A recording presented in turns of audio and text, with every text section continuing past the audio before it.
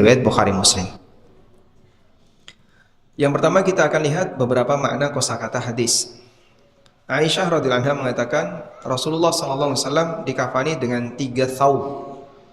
Thawb huwa ma yalbisu min izarin aw rida'in aw ghairihima wa qad yutlaqu 'alal mukhayyat kal qamis wa ghairihi. Thawb adalah pakaian yang digunakan oleh manusia, baik yang bentuknya cuman lembaran seperti yang dipakai oleh jamaah yang sedang ihram. Bagian bawah namanya apa? Izar. Bagian atas namanya rida. Atau yang berjahit seperti komis, seperti gamis, atau yang lainnya. Wal muraduhuna, dan yang dimaksud di sini adalah kit'atul kimash qabla tafsiliha wa khiyatatiha. Dan yang dimaksud di sini adalah lembaran kain sebelum dijahit. Sehingga thawb bisa digunakan untuk atau bisa diartikan untuk pakaian seperti yang kita gunakan ini. Bisa juga digunakan untuk menyebut lembaran-lembaran kain walaupun belum dijahit. Sahuliyah dari kata sahul. Disebut sahuliyah dinisbahkan kepada sahul. Qaryatun bil Yaman, satu kampung, satu daerah di negeri Yaman. Dan negeri Yaman di masa silam itu tidak seperti Yaman di masa sekarang. Di masa silam, selatannya Mekah itu Yaman. Selatan Mekah itu Yaman. Madinah ada di utara. Selatannya Madinah dengan jarak sekian ratus kilo, 450 kilo ada Mekah. Selatannya Mekah itu wilayah Yaman. Sehingga istilah Yaman zaman dulu lebih luas dibandingkan Yaman di zaman sekarang. Walaupun pusat Yaman dulu ada di Hadramaut. Jadi Hadramaut sudah ada sejak masa Nabi SAW. Sahul ini adalah sebuah daerah di Yaman. Dan dinamakan Sahuliyah karena kain ini produksi Sahul, produksi daerah Yaman. Padahal waktu itu Yaman beragama Nasrani. Di zaman Nabi SAW, dominan penduduk Yaman beragama Nasrani. Karena itu ketika Mu'adz bin Jabal diutus oleh Rasulullah SAW, Nabi SAW berpesan kepada Mu'adz, innaka ta'ti qauman min ahlil kitab. Kau akan mendatangi masyarakat dari ahli kitab. Dan yang dimaksud ahli kitab di situ Nasrani. Berarti kain yang digunakan Nabi SAW produksinya orang kafir. Boleh nggak Pak memakai kain produksi orang kafir? Boleh. Perlu dicuci dulu enggak? Enggak perlu.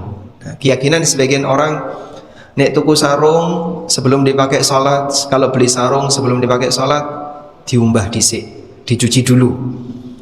Ini bukan keharusan. Wah, sing dodol Cina iki. Nggih. Kayak gitu, Pak. Karena yang jualan non muslim, sehingga ketika orang beli sarung sebelum dipakai dicuci dulu. Pemahaman ini tidak benar, karena bukan syarat ketika kita mengenakan kain atau barang apapun produksi non muslim kita harus nyuci dulu benda itu. Tapi kalau non muslim ini megang najis gimana? Ya hukum asalnya kalau nggak ketempel di benda ini berarti hukum asalnya tidak ada. Ini misalnya botol plastik buatan non muslim, selesai diproduksi dipegang-pegang sama penjualnya, dipegang sama si A, dipegang sama si yang mungkin non muslim. Badannya non muslim suci atau najis? Badan non muslim suci. Karena itu salaman dengan non muslim tidak harus cuci tangan ya. Kecuali kalau Anda melihat betul-betul ada bekas najis di sini, dicium, kayaknya kok najis ini Pak, bau apa? Bau najis, bau kotoran. Nah, Anda harus cuci. Tapi kalau tidak ada bekas apapun yang nempel di benda suci, berarti hukum asalnya suci. Dan kita tidak diajarkan untuk bersikap was-was disebabkan karena ketidakjelasan. Jangan tidak ada ya. Karena pada hakikatnya yang jangan-jangan itu berarti sifatnya hanya was-was, dibuang saja. Min kursuf, dari kursuf bimakna cotton, katun. Sehingga dia buatan Sahul, daerah Yaman yang bahannya adalah katun. Laisa fiha qamisun wala imamah, dan Nabi SAW tidak memakai komis ketika dikafani. Komis adalah thawbun dzu akmam.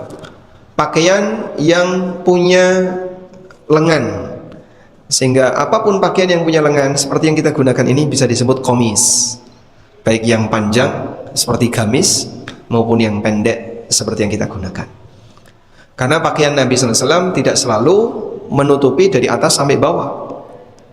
Beliau juga terkadang berpakaian potongan antara atas dengan bawah. Yang laki-laki lebih longgar berkaitan dengan masalah pakaian. Makanya kadang dalam beberapa hadis kita mendengar Nabi SAW ketika berdoa sampai kelihatan ketiak beliau. Kok bisa Pak? Sampai ketiak beliau kelihatan? Ya karena seperti orang ihram itu. Begitu diangkat maka kelihatan ketiak Rasulullah SAW, dan dada lelaki bukan mahram, bukan aurat, sehingga dilihat tampak dari depan tidak masalah. Wal imamah mayal basu ala ra'si dairan alaihi, sedangkan imamah adalah yang digunakan di kepala yang menutupi kepala. Baik, ada qalansuwah, ada imamah, dan qalansuwah ini ma'ruf ya. Masyarakat Arab juga menggunakan qalansuwah. Mereka juga pakai imamah, intinya tutup kepala, dan tutup kepala itu membawa budaya, sehingga masing-masing daerah punya tutup kepala yang berbeda, dan itu mewakili apa? Budaya. Kalau yang seperti ini Indonesia, Malaysia, ada yang warnanya merah, ada yang tutup kepala warnanya merah. Daerah mana itu? Mesir. Khusus yang hafidz Quran, khusus hafidz Quran itu boleh pakai peci warna merah. Kalau yang tidak hafidz Quran tidak boleh kayak gitu, karena dikesankan dia hafidz Quran. Sehingga orang Mesir kalau pecinya warna merah, nah itu tanda dia hafidz Quran. Kalau kita kan tidak ada ya, sehingga warnanya mau hitam, mau putih, mau apapun, mana yang hafidz Quran, yang enggak hafidz Quran, tidak ada tanda khusus. Seperti toga. Toga itu kalau kucirnya di kanan atau di kiri? Sebelumnya? Sebelumnya di mana? Sebelum di wisuda itu di kiri atau kanan? Selali ya. Kanan, terus pindah kiri, atau kiri pindah kanan, sehingga saat dia dipanggil kucirnya dipindah. Nah berarti kamu sekarang sudah lulus, mau pindah kucir.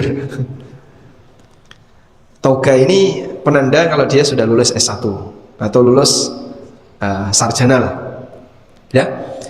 Nah pakaian ini membawa budaya, makanya kalau ada topi yang dia membawa latar belakang budaya tertentu, ya, mau dipakai di sini, mau dipakai di sini, ya, kembali kepada masalah budaya. Cuman kalau dia membawa identitas agama, tidak boleh dipakai oleh Muslim kecuali topi yang identitasnya Islam. Jadi misalnya topi Sinterklas, Muslim yang tidak boleh ikut pakai, itu identitas agama. Baik, selanjutnya dalam hadis ini terdapat anjuran atau tentang terdapat pelajaran tentang dalil disyariatkannya mengkafani lelaki dengan 3 helai kain, 3 lapisan kain. Tubsatu ba'duha fawqa ba'din, ditumpuk antara satu kain dengan kain yang lain. Kemudian setiap lapisan diberi minyak wangi, dan kemarin sudah kita sampaikan. Fayu'ta bil mayyit masturan wujuban minas surrah ila rukbah. Saat mayit mau dikafani, wajib tertutup antara pusar sampai lutut, lalu diletakkan di atas kain kafan tadi terlentang, li'annahu ashalu liidrajihi fiha. Tujuannya adalah dalam rangka untuk memudahkan ketika membalut jenazah. Baik, sehingga seperti ini ada bagian yang sifatnya harus diperhatikan karena itu wajib, terutama adalah masalah aurat, sehingga saat mau mengkafani jenazah bagian pusar sampai lutut tidak boleh dibiarkan terbuka, karena ini bagian dari aurat besar yang harus selalu ditutupi. Wallahu alam. Baik, kemarin sudah kita praktekkan ya. Kemudian dan dianjurkan untuk berwarna putih. Kenapa dianjurkan untuk berwarna putih? Wa annahu afdalu min ghairi. Pakaian warna putih lebih afdal dibandingkan yang lain. Li'annahu atyabu athhar, karena lebih suci. Wa li'anna Allah Ta'ala ikhtarahu li nabiyhi sallallahu alaihi wasallam, karena Allah Ta'ala memilihkan ini untuk nabinya sallallahu alaihi wasallam ala yadis sahabah, melalui praktek yang dilakukan oleh para sahabat. Walau kufinal mayyitu fi ghairil abyad fala ba'sa. Kalaupun dikafani dengan kain selain berwarna putih, boleh saja. Misalnya dikafani dengan kain warna hitam atau warna yang lain, boleh. Bukan syarat harus berwarna putih. Kemudian makruh untuk menjadikan gamis atau imamah sebagai kafan. Meskipun di sebagian daerah kadang kayak gitu ya. Ada satu kain kafan dipotong, dibentuk seperti baju. Ada kayak gitu, Pak. Sehingga dia dikasih gamis dulu, baru setelah itu dibungkus. Saya pernah juga dilatih sama orang, diajari kayak gitu.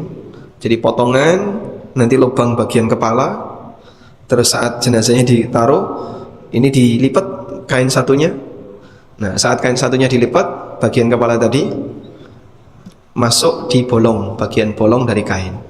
Jadi seperti gamis, terus dijahit. Justru Nabi SAW tidak seperti itu. Maka kita ikuti sebagaimana beliau, tidak harus ada gamis. Termasuk juga imamah. Nah, ada juga sebagian itu yang masih imamah.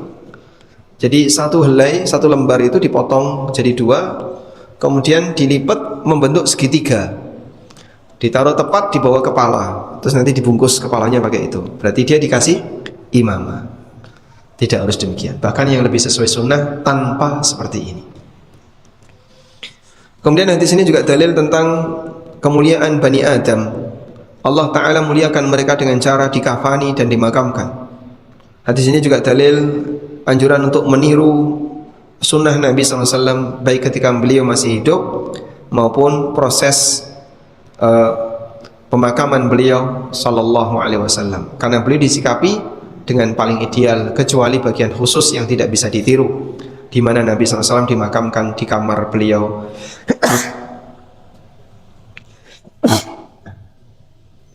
Alhamdulillah. Yahdikumullah yuslimanakum. Di mana Nabi SAW dimakamkan di kamar beliau Sallallahu Alaihi Wasallam. Baik, sekarang kita akan beralih ke hadis berikutnya. Nah, hadis dari Ibnu Abbas radhiyallahu anhu bahwa Nabi SAW pernah bersabda, "Ilbasu min thiyabikumul bayad, fa innaha min khairi thiyabikum, wa kaffinu fiha mautakum." Gunakanlah pakaian yang berwarna putih, karena ini adalah pakaian terbaik kalian. Ini adalah kain terbaik kalian. Dan gunakan ini untuk mengkafani orang yang mati di antara kalian. Rawahul khamsah, hadis riwayat yang 5. Masih ingat 5 itu siapa? Kalau dalam teorinya Al-Hafidh Ibnu Hajar, riwayat imam yang 5 itu siapa saja? 4 ashabus sunan dan 1 Imam Ahmad. 4 ashabus sunan dan Imam Ahmad. Illan Nasa'i, kecuali Nasa'i, dan dinilai sahih oleh At-Tirmidzi. Berarti di sini diriwayatkan oleh Abu Dawud, At-Tirmidzi, Ibnu Majah, dan Imam Ahmad. Selanjutnya, dalam hadis ini terdapat anjuran untuk memakai kain berwarna putih fi halil hayah, ketika masih hidup. Artinya pakaian kita menggunakan kain putih.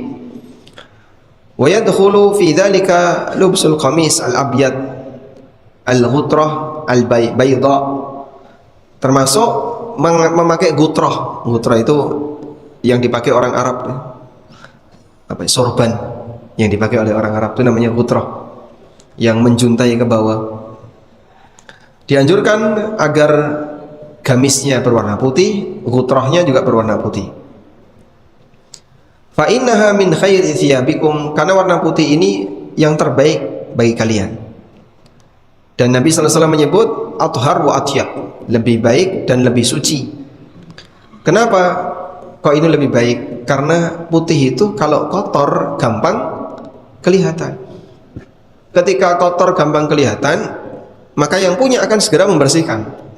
Makanya kain putih itu terlihat lebih bersih.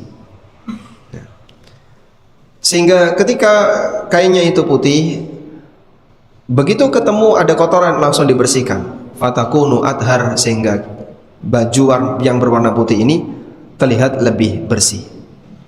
Walaupun semua pakaian ya, ketika kotor segera dibersihkan juga bisa.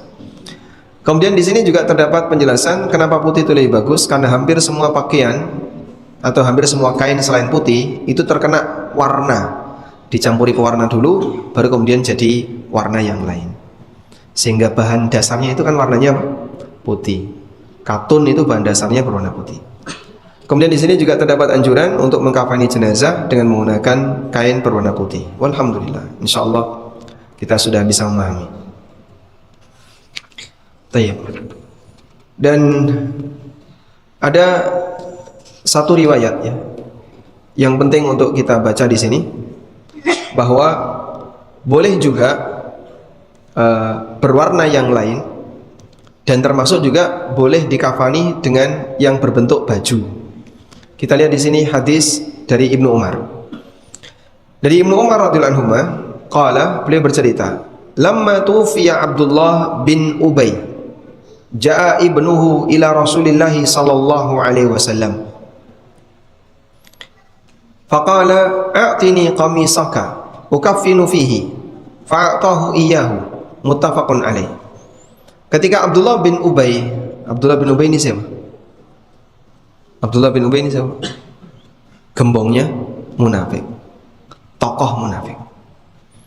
Saat gembong munafik Abdullah bin Ubay ini mati, anaknya mendatangi Rasulullah sallallahu alaihi wasallam lalu mengatakan, "A'tini qamisak, aku minta bajumu, ukafinu fihi, agar aku pakai sebagai kafan bapakku." Fa'atahu iya, akhirnya diberikan oleh Nabi SAW. Sehingga baju Nabi SAW diserahkan kepada anaknya Abdullah bin Ubay untuk dijadikan kafan bagi bapaknya. Baik, sekarang kita lihat, jika benda peninggalan Nabi SAW itu bisa memberi syafaat bagi orang yang memegangnya, maka orang yang mendapatkan itu diantaranya adalah Abdullah bin Ubay. Karena Abdullah bin Ubay diberi kafan dengan baju yang dikenakan oleh Rasulullah Sallallahu Alaihi Wasallam. Kenapa Nabi SAW kok bersedia untuk memberikan baju beliau sebagai kafannya Abdullah bin Ubay? Kita lihat di sini. Wasababu dzalika ma akhrajahu al-Bukhari min hadithi Jabir radhiyallahu anhu qala. Sebab kenapa Nabi SAW melakukan itu disebutkan dalam riwayat Bukhari dari Jabir radhiyallahu anhu. Lamma kana yauma Badrin utiya bil Abbas wa lam yakun alaihi thawbun. Ketika peristiwa Badar, Abbas pamannya Nabi SAW itu termasuk di antara orang yang dijadikan tawanan. Dan Abbas ketika itu tidak punya baju. Fanadhara Nabi sallallahu alaihi wasallam lahu qamisan fawajadu qamisa Abdullah bin Ubay yaqduru alaihi. Kemudian Nabi sallallahu alaihi wasallam memperhatikan baju siapa yang kira-kira pas untuk Abbas, karena badannya Abbas itu besar. Akhirnya beliau perhatikan, ternyata yang pas adalah bajunya Abdullah bin Ubay. Fakasahun Nabi sallallahu alaihi wasallam iya. Akhirnya Nabi sallallahu alaihi wasallam meminta kepada Abdullah bin Ubay, kemudian digunakan untuk bajunya Abbas paman beliau. Falidha naza'an Nabi sallallahu alaihi wasallam qamisahu alladhi albasahu. Karena itu saat Abdullah bin Ubay meninggal, Rasulullah SAW menyerahkan bajunya untuk Abdullah bin Ubay sebagai kafan. Padahal dia adalah gembongnya munafik yang dulu bikin banyak masalah, suka menyakiti Rasulullah SAW, memprovokasi orang untuk tidak taat kepada Nabi SAW, sampai ada surat khusus yaitu surat Al-Munafikun yang membahas tentang bagaimana kejahatan orang munafik kepada Rasulullah SAW. Dan ketika mati Abdullah bin Ubay dikasih kafan dari bajunya Rasulullah Sallallahu Alaihi Wasallam. Ini menunjukkan bahasanya Nabi Sallallahu Alaihi Wasallam tidak ingin punya utang budi kepada siapapun sepanjang beliau hidup. Nabi Sallallahu Alaihi Wasallam tidak ingin punya utang budi kepada siapapun sepanjang beliau hidup. Jadi sampai yang dulu pernah ngasih hadiah berupa baju untuk pamannya dibalas oleh Rasulullah SAW, beliau berikan baju beliau untuk orang itu. Dan ini juga sekaligus memberikan pelajaran bahwa benda tetap benda, walaupun pernah nempel di badan Rasulullah Sallallahu Alaihi Wasallam. Memang punya keistimewaan, yaitu bisa dijadikan sebagai alat untuk ngalap berkah. Tapi kalau yang membawa adalah orang non-muslim tidak beriman, percuma saja. Walaupun Abdullah bin Ubay dikafani dengan gamisnya Rasulullah Sallallahu Alaihi Wasallam, apakah nanti dia akan selamat di akhirat? Jawabannya tidak. La yughni anhu minallahi syai'a. Baju itu sama sekali tidak bermanfaat baginya karena dia kafir. Dan orang munafik dikatakan oleh Allah dalam Al-Quran, innal munafiqina fid darkil asfalin minan nar. Munafik berada di keraknya neraka. Walaupun dia sudah memakai bajunya Nabi SAW, tidak akan memberikan pengaruh apapun. Disinilah kita bisa lihat bahwa bekas orang soleh tidak serta-merta bisa menyelamatkan orang lain. Sehingga kita tidak diajarkan ngalap berkah dengan cara mencari bekas-bekas orang soleh. Tapi ngalap berkah adalah dengan cara meniru perbuatan orang soleh, belajar dari ilmunya orang soleh, dan seterusnya. Selanjutnya,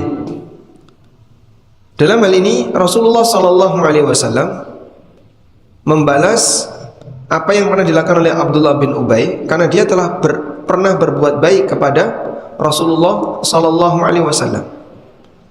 Dan di samping itu Nabi SAW memberikan baju tadi adalah tadyibu khatiri ibnihi, agar menenangkan anaknya, karena anaknya ini masuk Islam. Anaknya Abdullah bin Ubay ini muslim, dan anaknya bernama Abdullah juga. Maka kalau dirunut, Abdullah bin Abdullah bin Abdullah bin Abdillah bin Ubay bin Salul. Jadi antara anak dengan bapak namanya sama. Karena anaknya minta dan anaknya ini seorang muslim, dikabulkan oleh Rasulullah Sallallahu Alaihi Wasallam.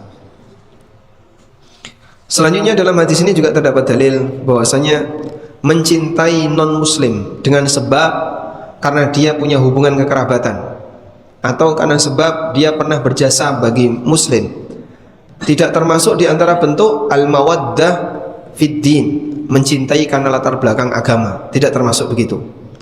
Li'annaha mabniyatun 'alal mahabbati tabi'iyah, karena rasa cinta ini sifatnya rasa cinta alami, allati la yulamu 'alaiha al-insan, di mana orang tidak dicela karena memilikinya. Karena Abdullah bin Ubay tidaklah minta hal itu dari Nabi SAW illa min ajli mahabbatihi ayyukhaffifallahu an abihi ma'annahu ra'sul munafiqin. Anaknya gembong munafik tadi, Ibnu Ubay tadi, beliau itu seorang mukmin dan beliau ingin bapaknya diringankan siksanya di akhirat. Maka beliau berharap dengan memakai gamisnya Nabi SAW akan memberikan efek itu, walaupun sebenarnya tidak memberikan pengaruh sama sekali. Walaupun sebenarnya tidak memberikan pengaruh sama sekali. Dari sinilah kita bisa mendapatkan pelajaran bahwa kalaupun orang itu dikafani dengan sarungnya Mbah Yai, ya, itu tidak akan membuat dia dapat jaminan masuk surga.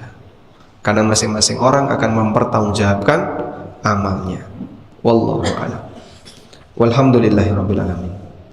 Baik. Mungkin itu yang bisa kita bahas.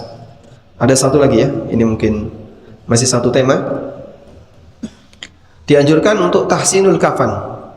Yang dimaksud dengan tahsinul kafan adalah menyediakan kafan, jangan yang jelek-jelek, tapi kain yang utuh. Dari Jabir bin Abdullah radhiyallahu anhu, Rasulullah sallallahu alaihi wasallam bersabda, "Idza kafana ahadukum akhahu falyuhsin kafanah." Rawahu Muslim. Kalau kalian mengkafani orang lain, maka berikanlah kafan yang terbaik untuknya. Hadis riwayat Muslim. Tentang tahsinul kafan, maknanya adalah ayyakuna hasanan fi dzatihi. Kafan itu yang masih bagus. Fayakunu abyad nadhifan satiran li jami'i badanil mayyit. Sehingga dianjurkan berwarna putih dan bisa menutupi seluruh badan mayit. Wa yakunu hasanan fi sifati idrajil mayyit fihi ala sifatil mutaqaddimah. Qala al-Baghawi wal murad min hadha tahsin huwa al-bayad wan nadhafah la kaunuhu murtafi'an thaminan. Yang dimaksud gunakanlah kafan terbaik untuk mayit adalah yang berwarna putih, yang suci, bukan yang mahal. Karena kafan kalau harganya mahal percuma, sebab nanti juga akan rusak dan hancur. Wallahu a'lam. Walhamdulillahirabbil alamin. Baik, dan insyaallah praktek di masyarakat kita berkaitan dengan masalah mengkafani mayat sudah benar ya. Tidak ada yang perlu dirisaukan, dan kemarin sudah kita contohkan bagaimana praktek mengkafani mayat. Semoga jadi ilmu yang bermanfaat. Demikian, wassallallahu ala nabiyyina Muhammadin wa ala alihi wa sahbihi wasallam. Ada yang mau disampaikan? Silakan.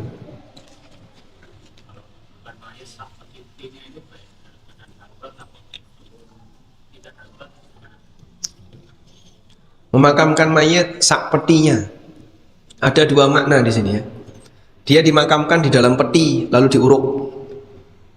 Makna yang kedua, dia dimakamkan, dikeluarkan dari peti lalu dimakamkan di lahat, kemudian petinya dihancurkan, dimasukkan. Yang kedua ini pemborosan.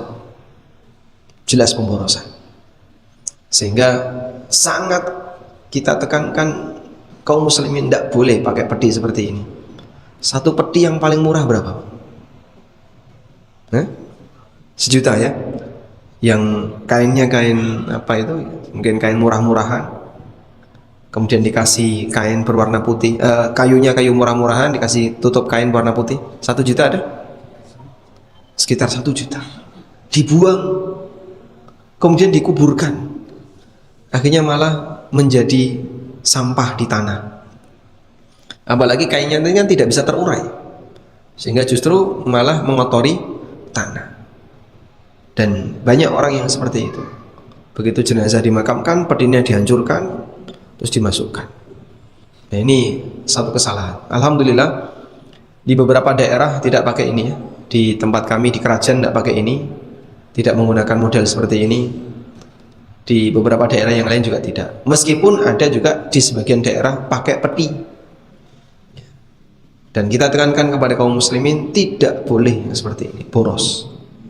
Ya, mending uang 1 juta disedekahkan atas nama mayit. Kemudian yang kedua, dimakamkan pakai peti ini tidak boleh. Karena pada asalnya dimakamkan itu menyentuh tanah, bukan dengan menggunakan peti. Kecuali dalam kondisi darurat. Contoh daruratnya Pak, misalnya banjir, sehingga kuburan itu ketika digali penuh dengan air. Padahal tidak mungkin cari kuburan yang lain, mau gali dimanapun tetap akan penuh dengan air. Maka nanti dia boleh dimakamkan dengan menggunakan wadah seperti peti, diikat ya, terus dimasukkan ke dalam, setelah itu diuruk. Di sebagian daerah yang tanah pemakamannya itu adalah tanah yang labil atau tanahnya tanah yang gampang becek, sehingga saat digali kuburan itu berair-air, ya, maka mungkin saja dimakamkan pakai peti, dan itu sifatnya darurat. Tapi kalau masih normal, karena kalaupun dimakamkan tanpa peti juga tidak tenggelam dalam air, ya, hukum asalnya tidak boleh pakai peti. Wallahu a'lam. Baik.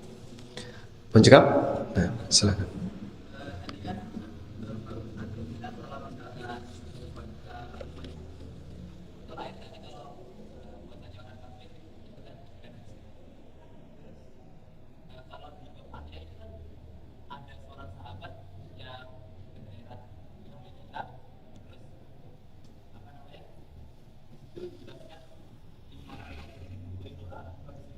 Nah, baik. Hadis dari Adi bin Hatim.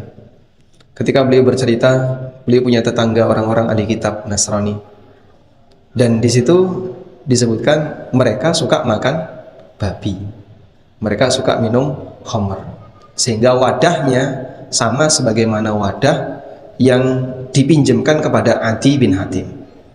Maka Nabi SAW menyarankan gunakan wadah sendiri. Illa alla tajidu ghairaha, kecuali kalau kamu tidak punya wadah yang lain, maka boleh wadah mereka, tapi sebelumnya dicuci dulu. Jadi ilahnya bukan kepemilikannya, tapi ilahnya adalah pemakaiannya. Makanya kalau ada sertifikasi halal, itu yang disertifikasi tidak cuman bahan, tapi juga dapur.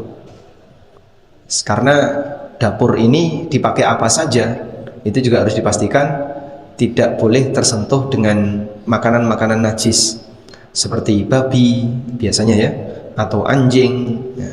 Walaupun dicuci bersih, seutuhnya babi adalah najis. Gitu. Barakallahu fiik. Selanjutnya,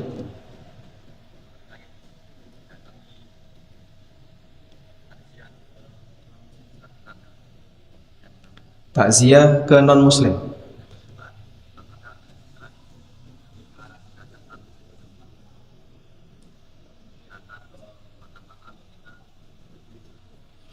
Tayyib. Jadi mengenai takziah kepada non muslim, ulama beda pendapat. Apakah itu termasuk di antara mualah, termasuk di antara bentuk toleransi keberagaman, toleransi karena latar belakang agama, ataukah sifatnya toleransi karena sosial? Ada dua pendapat. Ada yang mengatakan takziah non muslim yang sudah meninggal masuk kategori toleransi karena latar belakang agama, sehingga tidak boleh dilakukan. Dalam arti, ya ini sudah menjadi batas wilayah masing-masing. Agama dia, kamu tidak boleh hadir di situ. Sebagaimana kita tidak boleh hadir dalam proses ibadah non-muslim. Dan ada yang mengatakan tidak masuk kategori itu, sehingga ini sifatnya interaksi sosial. Maka boleh datang sebagai bentuk berbuat baik kepada sesama muslim atau sesama umat manusia, meskipun dia non-muslim.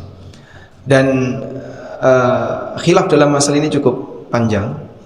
Dan kesimpulan yang Allahu a'lam, pendapat yang lebih kuat adalah bahwa sebatas takziah itu tidak masuk kategori toleransi karena latar belakang agama. Karena itu Nabi SAW ketika mendengar berita dari Ali bin Abi Thalib pada saat Abu Thalib meninggal, Ali mengatakan, "Ya Rasulullah, qad mata syaikhun kabir." Ya Rasulullah, Pak tua sudah mati. Kemudian apa kata Nabi SAW? Idhab fawari. Silakan kamu kuburkan. Andaikan, dan Abu Thalib meninggal dalam kondisi mati sebagai penganut ajaran paganisme, karena dia mengikuti ajaran leluhurnya. Andaikan menangani jenazah non muslim itu dilarang, Ali radhiyallahu anhu tidak akan diizinkan oleh Nabi sallallahu alaihi wasallam, dan mungkin akan diserahkan kepada orang kafir, biarkan mereka aja teman-temannya yang ngurusi jenazahnya. Tapi ternyata yang diminta adalah Ali bin Abi Thalib. Sehingga ini dalil bahwasanya sebatas menangani jenazah non muslim tidak masuk bagian dari bentuk bersikap menerima atau toleransi karena latar belakang agama. Allahu a'lam. Baik. Demikian, semoga bermanfaat. Wassallallahu ala nabiyyina Muhammadin wa ala alihi wa sahbihi wasallam. Wa akhiru da'wana alhamdulillahi rabbil alamin. Wassalamualaikum